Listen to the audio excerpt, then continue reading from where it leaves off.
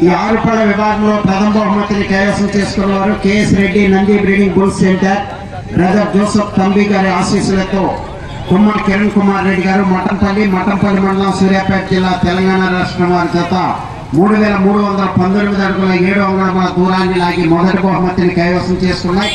రెండవ బహుమతిని శ్రీ గంగానమ్మ తల్లి ఆశీస్సులతో గుదిబండి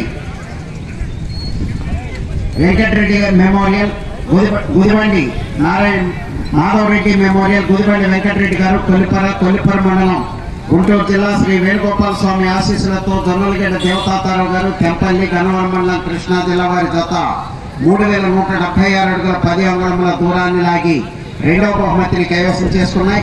మూడవ బహుమతిని శ్రీ లక్ష్మీ నరసింహస్వామి ఆశీస్సులతో గుంటూరు బుల్లికోటయ్య మెమోరియల్ బలిపరు పామర్ మండలం కృష్ణా జిల్లా వారి జత 3094 అడుగుల దూరాన్ని లాగి మూడవ బహుమతిని కైవసం చేసుకున్నాయి.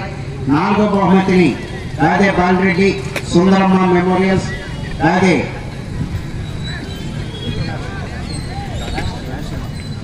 అశేర్ రెడ్డి గారు సుమాన్వి రెడ్డి గారు మఠంపల్లి మండలం సూర్యాపేట జిల్లా తెలంగాణ రాష్ట్రం వారి జత 3061 అడుగు 7 అంగుళముల దూరాన్ని లాగి నాలుగో బహుమతిని కైవసం చేసుకున్నాయి. ఐదో బహుమతిని శ్రీ ఈదరంకమ్మ తల్లి ఆశీస్సులతో గిడుగులూరి రామయ్య గారు భీమవరం ముళ్ళమూరు మండలం ప్రకాశం జిల్లా శ్రీ నల్లమూరు అంజయ్ గారి కుమారుడు వెంకటేశ్వరరావు గారు